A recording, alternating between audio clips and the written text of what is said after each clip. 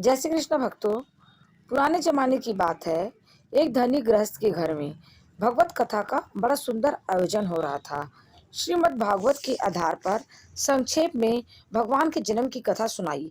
फिर नंद उत्सव का वर्णन करते करते एक मधुर पद गाया। कथा का प्रसंग आगे चला। श्रोतागण व्यवहार की चिंता और शरीर की सुधि भूलकर श्रोतागण ध्यान मग्न हो गए। उसी समय सुयोग देखकर एक डाकू उस धनी गृहस्थ के घर में घुस गया और चुपचाप धन रत्न ढूंढने लगा। परंतु भगवान की ऐसी लीला कि बहुत प्रयास करने पर भी उसके हाथ में कुछ भी नहीं लगा। वह जिस समय कुछ न कुछ हाथ लगाने के लिए इधर उधर ढूंढ रहा था, उसी समय उसका ध्यान यकायक कथा की ओर चला गया। कथावाचक पंडित जी महाराज ऊंचे स्वर से कह रहे थे। प्रातः काल का समय। उस समय ब्रज की झांकी अलौकिक हो रही थी। कौवे और बछड़े सिर उठा उठाकर नंद बाबा के महल की ओर देख रहे थे कि अब हमारे प्यारे श्री कृष्ण हमें आनंदित करने के लिए आ ही रहे होंगे। उसी समय भगवान श्री कृष्ण के प्यारे सखा श्री रामा, सुदामा, वसुदामा आदि ग्वाल बालों ने आकर भगवान श्री कृष्ण और बलराम को बड़े प्रेम से पुकारा। हमारे प्यारे कन्हैया, आओ ना, अब तक तुम सो ही रहे हो। देखो गौवे तुम्हें देखे बिना रंभा रही। हम कब से खड़े हैं, चलो वन में गौवे चराने के लिए चले। दाऊ दादा, तुम इतनी देर क्या कर रहे हो। इस प्रकार ग्वाल बालू की पुकार और जल्दी देखकर नंद रानी अपने प्यारे पुत्र को बड़े ही मधुर स्वर से पुकारा। फिर मैया स्नेह से उन्हें माखन मिश्री का तथा भांति भांति के पकवानों का कलेऊ करवाकर बड़े चाव से खूब सजाया। लाखों करोड़ों रुपयों के गहने, हीरे जवाहर और मोतियों से जड़े स्वर्ण अलंकार अपने बच्चों को पहनाए। मुकुट में, बाजूबंद में, हार में जो मणियां जगमगा रही थी, उनके प्रकाश से सामने प्रातः काल का उजाला भी फीका पड़ गया। इस प्रकार नंद रानी अपने पुत्रों को सजाकर बड़े प्रेम से गौ चराने के लिए उन्हें विदा किया। इतने बातें डाकू ने भी सुनी और तो कुछ उसने सुना था ही नहीं। अब वह सोचने लगा कि अरे यह तो बड़ा अनुपम सुयोग है। मैं छोटी मोटी चीजों के लिए इधर उधर मारा मारा फिरता हूँ, यह तो अपार संपत्ति हाथ लगने वाली है। केवल दो बालक ही हैं, उनके दोनों गालों पर दो दो चपत लगाऊंगा कि वे स्वयं ही अपने गहने निकालकर मुझे दे देंगे। यह सोचकर वह डाकू धनी गृहस्थ के घर से बाहर निकला और कथा के समाप्त होने की राह देखने लगा। बहुत रात बीतने पर कथा समाप्त हुई। डाकू कथावाचक की राह देख रहा था। उसकी आंखें कथावाचक की गतिविधियों पर जमी हुई थी। कुछ समय के बाद प्रसाद पाकर कथावाचक अपने डेरे की ओर चले। डाकू भी उनके पीछे पीछे हो लिया। जब पंडित जी खुले मैदान में पहुंचे, तब डाकू ने पीछे से कुछ कड़े स्वर में पुकार कर कहा, ओ पंडित जी, खड़े रहो। पंडित जी के पास दक्षिणा के रूप में पैसे भी थे। वो कुछ डर कर और तेज चाल से चलने लगा। डाकू ने दौड़ते हुए कहा, पंडित जी खड़े हो जाओ, यूं भागने से नहीं बच सकोगे। पंडित जी ने देखा कि अब छुटकारा नहीं है। वे लाचार होकर ठहर गए। डाकू ने उनके पास पहुंचकर कहा, देखिए पंडित जी, आप जिन कृष्ण और बलराम की बात कर रहे थे, उनके लाखों करोड़ों रुपयों के गहनों का वर्णन कर रहे थे, उनका घर कहाँ है। वे दोनों गाय चराने के लिए कहाँ जाते हैं। आप सारी बातें ठीक ठीक बता दीजिए।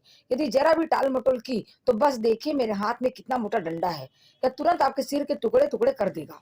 पंडित जी ने देखा, उसका लंबा चौड़ा दैत्य सा शरीर बड़ा ही बलिष्ठ है। मजबूत हाथों में मोटी लाठी है, आंखों से क्रूरता टपक रही है। उन्होंने सोचा, हो ना हो या कोई डाकू है। फिर साहस बटोरकर कहा, तुम्हारा उनसे क्या काम है। डाकू ने तनिक जोर देकर कहा, जरूरत है। पंडित जी बोले, जरूरत? बताने में कुछ अड़चन है क्या। डाकू ने कहा, पंडित जी मैं डाकू हूँ, मैं उनके गहने लूटना चाहता हूँ। गहने मेरे हाथ लग गए तो आपको भी अवश्य कुछ दूंगा। देखिए, टाल मटोल मत कीजिए, ठीक ठीक बताइए पंडित जी। पंडित जी समझ गए कि यह वज्र मूर्ख है। अब उन्होंने कुछ हिम्मत करके कहा, तब इसमें डर किस बात का है, मैं तुम्हें सब कुछ बतला दूंगा। लेकिन यहाँ रास्ते में तो मेरे पास पुस्तक नहीं है। मेरे डेरे पर चलो, मैं पुस्तक देखकर सब ठीक ठीक बतला दूंगा। डाकू उनके साथ साथ चलने लगा। डेरे पर पहुंचकर पंडित जी ने किसी से कुछ नहीं कहा। पुस्तक बाहर निकाली और वे डाकू को भगवान श्री कृष्ण और बलराम की रूप माधुरी सुनाने लगे। उन्होंने कहा, श्री कृष्ण और बलराम दोनों ही चरण कमलों में सोने के सुंदर नुपुर पहने हैं, जो अपनी रुंझुन ध्वनि से सबके मन को मोह लेते हैं। श्याम वर्ण के श्री कृष्ण, पीत वर्ण के और गौर वर्ण के बलराम, दोनों के कमरों में मोतियों से जड़ी सोने की करधनी है। गले में हीरे जवाहरत के स्वर्ण हार हैं। हृदय में कौस्तुभ मणि है। ऐसी मणि जगत में और कहीं नहीं है। कलाई में रत्न जटित सोने के कंगन, कानों में मणि कुंडल, सिर पर मनोहर मोहन चूड़ा, घुंघराले काले काले बाल, ललाट पर कस्तूरी का तिलक, होठों पर मंद मंद मुस्कान, आंखों से मानो आनंद और प्रेम की वर्षा हो रही है। श्री कृष्ण अपने कर कमलों में सोने की बंसी लिए हुए हैं, अधरों से लगाए रहते हैं। उनकी अंग कांति के सामने करोड़ों सूर्य का कोई गिनती नहीं है। रंग बिरंगे सुगंधित पुष्पों की माला, तोते सी नुकीली नासिका, जब वे त्रिभुवन ललित भाव से खड़े होते हैं, देखते देखते नेत्र तृप्त नहीं होते। बाके बिहारी श्री कृष्ण जब अपनी बांसुरी में राधे राधे राधे की मधुर तान छेड़ते हैं, तब बड़े बड़े ज्ञानी भी अपनी समाधि से पिंड छुड़ाकर उसे सुनने के लिए दौड़ आते हैं। यमुना के तट पर वृंदावन में कदम के वृक्ष के नीचे प्रायः उनके दर्शन मिलते हैं, वनमाली श्री कृष्ण और हलधर बलराम। फिर डाकू ने पूछा, अच्छा पंडित जी, सब गहने मिलाकर कितने रुपए होंगे? पंडित जी ने कहा, ओहो, इसकी कोई गिनती नहीं है, करोड़ों अरबों से भी ज्यादा। डाकू, तब क्या जितने गहने आपने नाम लिए उनसे भी अधिक है? पंडित जी, तो क्या, संसार की समस्त संपत्ति एक और कौस्तुभ मणि एक और, फिर भी कोई तुलना नहीं। डाकू ने आनंद से गदगद होकर कहा, ठीक है, और कहिए, वह कैसी है? पंडित जी, वह मणि जिस स्थान पर रहती है, सूर्य के समान प्रकाश हो जाता है, वह अंधेरा रहता ही नहीं। तब तो उसके दाम बहुत ज्यादा होंगे। क्या बोले? एक बार भली भांति समझा तो दीजिए। हाँ, एक बात तो भूल ही गया, मुझे किस ओर जाना चाहिए? पंडित जी ने सारी बातें दोबारा समझा दी। डाकू ने कहा, देखिए पंडित जी, मैं शीघ्र ही आकर आपको कुछ दूंगा। यहाँ से ज्यादा दूर तो नहीं है ना? क्या मैं एक रात में पहुंच जाऊंगा? क्या वे प्रतिदिन गौवे चराने जाते हैं? पंडित जी ने कहा, हाँ। वह कब आते हैं? ठीक प्रातः काल, उस समय थोड़ा थोड़ा अंधेरा भी रहता है। डाकू, ठीक है, मैंने सब समझ लिया। हाँ, तो अब मुझे यह किधर जाना चाहिए? पंडित जी, बराबर उत्तर की ओर चले जाओ। डाकू प्रणाम करके चल पड़ा। पंडित जी मन ही मन हंसने लगा, देखो यह कैसा पागल है। थोड़ी देर बाद उन्हें चिंता हो आई, यह मूर्ख 2-4 दिन तो ढूंढेगा, प्रयत्न करेगा, फिर लौट कर कहीं या मुझ पर अत्याचार करने लगा तो। किंतु नहीं, यह बड़ा विश्वासी है, लौट कर आएगा तो एक रास्ता और बतला दूंगा। यह 2-4 दिन भटकेगा, तब तक मैं कथा समाप्त करके यहाँ से चल दूंगा। इससे पिंड छुड़ाने का और उपाय भी क्या है? पंडित जी कुछ कुछ निश्चिंत हुए। डाकू अपने घर गया। उसकी भूख प्यास नींद सब कुछ उड़ गई। वह दिन रात गहनों की बातें सोचा करता। चमकीले गहनों से लदे दोनों नयन, मनहरण बालक उसकी आंखों के सामने नाचते रहते। डाकू के मन में एक ही धुन थी। अंधेरा हुआ, डाकू ने लाठी उठाकर कंधे पर रखी, वह उत्तर दिशा की ओर चल पड़ा। वह उत्तर भी उसकी अपनी धुन का ही था। दूसरों को देखने में शायद वह दक्षिण भी जा रहा हो। उसे इस बात का भी पता नहीं था उसके पैर धरती पर पड़ रहे हैं या कांटों पर। चलते चलते एक स्थान पर डाकू की आंखें खुली। उसने देखा बड़ा सुंदर हरा भरा वन है। एक नदी भी कलकल कलकर करती बह रही है। उसने सोचा, निश्चय किया यही है, परंतु यह कदम का पेड़ कहाँ है? डाकू बड़ी सावधानी के साथ एक एक वृक्ष के पास जाकर कदम को पहचानने की चेष्टा करने लगा। अंत में वहां उसे एक कदम का पेड़ मिल गया। अब उसके आनंद की सीमा ना रही। उसने संतोष की सांस ली और आसपास आंखें दौड़ाई। एक छोटा सा पर्वत, घना जंगल, गौवे चरने का मैदान। वह कदम के पेड़ पर चढ़ गया और देखने लगा, कहीं से उजाला तो नहीं है, कहीं से बंसी की आवाज तो नहीं आ रही है। उसने अपने मन को समझाया, अभी सवेरा होने में देर है, मैं ज्यों ही बंसी की धुन सुनूंगा त्यों ही टूट पड़ूंगा। इस प्रकार सोचता हुआ बड़ी ही उत्कंठा के साथ वह डाकू सवेरा होने की बाट जोने। वह पेड़ से कूदकर जमीन पर आ गया, पर उसको बंसी की आवाज सुनाई नहीं पड़ने के कारण फिर उछलकर कदम पर चढ़ गया। वह भी किसी प्रकार आवाज सुनाई नहीं पड़ी। उसका हृदय मानो छन छन फटा जा रहा था। अभी उसका हृदय बिहार उठता, परंतु यह क्या, उसकी आशा पूर्ण हो गई। दूर, बहुत दूर बंसी की सुरीली स्वर लहरी लहरा रही है। वह वृक्ष से कूद पड़ा। हाँ, ठीक है, बांसुरी तो है। अच्छा, यह स्वर तो और समीप होता जा रहा है। डाकू आनंद के आवेश में अपनी सुध बुध खो बैठा और मूर्छित होकर धरती पर गिर पड़ा। कुछ ही क्षणों में उसकी बेहोशी दूर हुई। आंखें खुली, वह उठकर खड़ा हो गया। देखा तो पास ही जंगल में एक दिव्य शीतल प्रकाश चारों ओर फैल रही है। उस मनोहर प्रकाश में दो भुवन मोहन बालक अपने अंग की अलौकिक छटा बिखेर रहे। डाकू ने देखकर मंत्रमुग्ध हो गया। आह, कैसा सुंदर चेहरा है! इनकी आंखों से तो अमृत ही बरस रहा है और इनके तो अंग अंग बहुमूल्य आभूषणों से भरे हैं। हाय हाय, इतने नन्हे नन्हे सुकुमार शिशुओं को माँ बाप ने गौवे चराने के लिए कैसे भेजा? ओह, मेरा तो जी भर आता है, मन चाहता है इन्हें देखता ही रहूं। इनके गहने उतारने की बात कैसे? इन्हें तो और भी उससे जाना चाहिए। मैं इनके गहने नहीं छीनूंगा। ना ना ना, गहने नहीं छीनूंगा तो फिर आए ही क्यों? ठीक है, मैं गहने छीन लूंगा, परंतु इन्हें मारूंगा नहीं। बाबा रे बाबा, मुझसे यह काम ना होगा। धत तेरे की, यह मोह छोड़ कैसा! मैं तो डाकू हूँ, डाकू। मैं और दया, बस बस, मैं अभी गहने छीन लेता हूँ। यह कहते कहते वह श्री कृष्ण और बलराम और दौड़ा। भगवान श्री कृष्ण और बलराम के पास पहुंचकर उनका स्वरूप देखते ही उसकी चेतना एक बार फिर लुप्त हो गई। पैर लड़खड़ाते और वह गिर पड़ा। फिर उठा और कुछ देर टकटकी लगाए देखता रहा। आंखें आंसू से भर आई। फिर ना मालूम क्या सोचा, हाथ में लाठी लेकर उनके सामने गया और बोला, खड़े हो जाओ, सारे गहने निकाल कर मुझे दे दो। श्री कृष्ण, हम अपने गहने तुम्हें क्यों दे? डाकू, दोगे नहीं? मेरी लाठी और देखो। श्री कृष्ण, लाठी से क्या होगा? डाकू, अच्छा क्या होगा? गहना नहीं देने पर तुम्हारे सिर तोड़ दूंगा। और क्या होगा? श्री कृष्ण, नहीं, हम लोग गहने नहीं देंगे। डाकू, अभी अभी मैं कान पकड़कर ऐठूंगा और सारे गहने छीन लूंगा और नदी में फेंक दूंगा। श्री कृष्ण जोर से, बाप रे बाप, ओ बाबा ओ बाबा। डाकू ने झपट कर अपने हाथ से श्री कृष्ण और मुंह दबाना चाहा, परंतु स्पर्श करते ही उसके सारे शरीर में बिजली दौड़ गई। वह अचेत होकर धड़ाम से धरती पर गिर पड़ा। कुछ क्षण के बाद जब चेत हुआ तब वह श्री कृष्ण से बोला, अरे तुम दोनों कौन हो? मैं ज्यों ज्यों तुम दोनों को देखता हूँ त्यों त्यों तुम मुझे और सुंदर और मधुर और मनोहर क्यों दिख रहे हो? मेरी आंखों के पलकें पड़नी बंद हो गई है। हाय हाय, मुझे रोना क्यों आ रहा है? मेरे शरीर सब रोए क्यों खड़े हो गए हैं? जान गया, जान गया, तुम दोनों देवता हो, मनुष्य नहीं हो। श्री कृष्ण मुस्कुराकर, नहीं, हम मनुष्य हैं, हम ग्वाल बाल हैं, हम व्रज के राजा नंद बाबा के लड़के हैं। डाकू, आह कैसी मुस्कान है। जाओ जाओ, तुम लोग गौवे चराओ, मैं अब गहने नहीं चाहता। मेरी आशा दुराशा, मेरी चाह आह सब मिट गई। दोनों के सुंदर अंगों में अपने हाथों से और भी गहने पहनाऊं। जाओ जाओ, हाँ एक बार अपने दोनों लाल लाल चरण कमलों को तो मेरे सिर पर रख दो। अब तुम जाओ, मेरी भूख प्यास सब मिट गई। अब कहीं जाने की इच्छा नहीं होती। मैं यहाँ रहूंगा, तुम दोनों रोज इसी रास्ते में जाओगे। एक बार, केवल एक क्षण के लिए, प्रतिदिन, हाँ प्रतिदिन मुझे दर्शन देने चले आना। देखो, भूलना नहीं। दर्शन नहीं दोगे तो याद रखो, मेरे प्राण छूट जाएंगे। श्री कृष्ण, अब तुम हम लोगों को मारोगे तो नहीं? गहने तो नहीं छीन लोगे?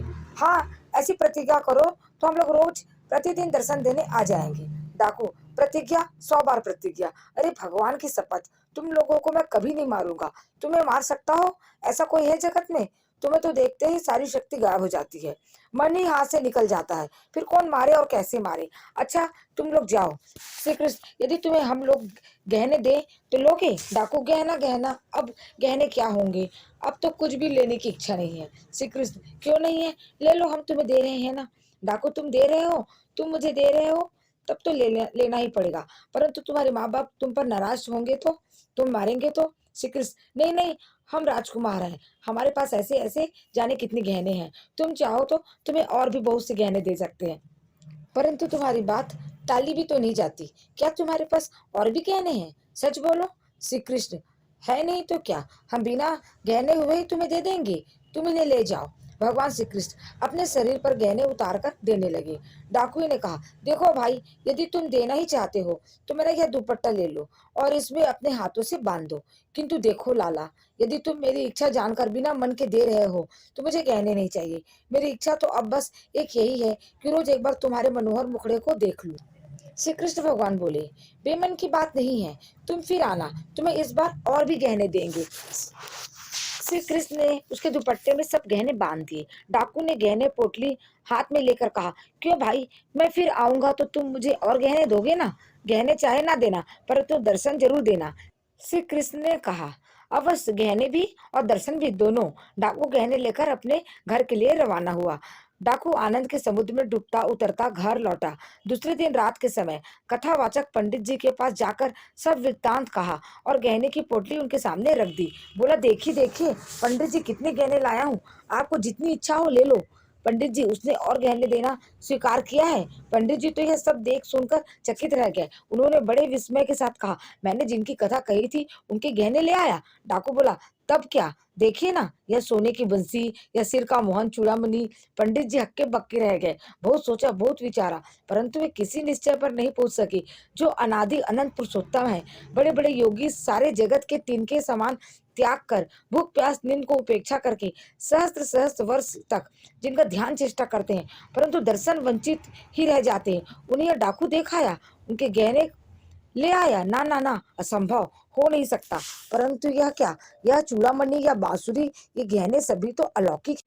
पंडित जी पूरे अविश्वास के साथ केवल उस घटना का पता लगाने के लिए डाकू के साथ चल पड़े और दूसरे दिन नियत स्थान पर पहुंच गए। पंडित जी ने देखा एक सुंदर सा वन है, छोटी सी नदी बह रही है, बड़ा सा मैदान और कदम का वृक्ष भी है। वो व्रज नहीं है, यमुना नहीं है, पर है कुछ वैसा ही। रात बीत गई। सवेरा होने के पहले ही डाकू ने कहा, देखिए पंडित जी, आप नए आदमी हैं, आप किसी पेड़ के पीछे छिप जाइए, वहां कहीं आपको देख कर ना आए तो।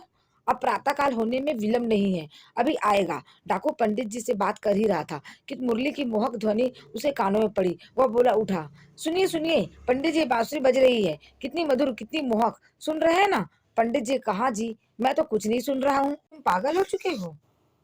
डाकू, पंडित जी, पागल नहीं, जरा ठहरिए, अभी आप उसे देखेंगी। रुकिए, मैं पेड़ पर चढ़कर देखता हूँ कि वह अभी कितनी दूर में है।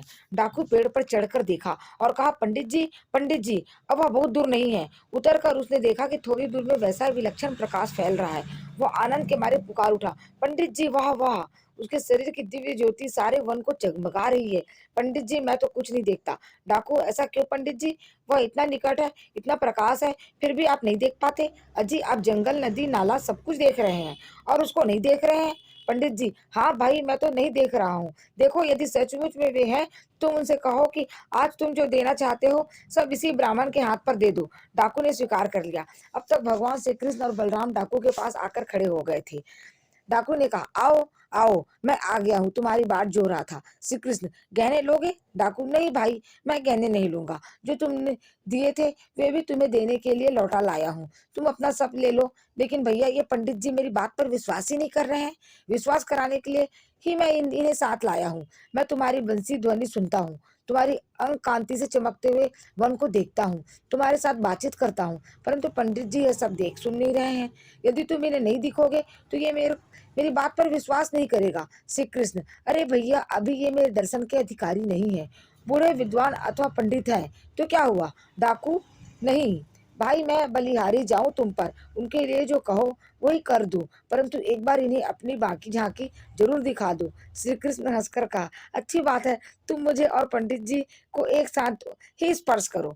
डाकू के ऐसा करते ही पंडित जी दृष्टि दिव्य हो गई। उन्होंने मुरली मनोहर पीताम्बरधारी श्याम सुंदर की बाकी झांकी दर्शन किए। फिर तो दोनों निहाल होकर भगवान के चरणों में गिर पड़े। जय श्री कृष्णा। प्यारे भक्तों, यदि आपको हमारी कथा अच्छी लगी हो तो लाइक, शेयर और सब्सक्राइब जरूर करिए। जय श्री कृष्णा।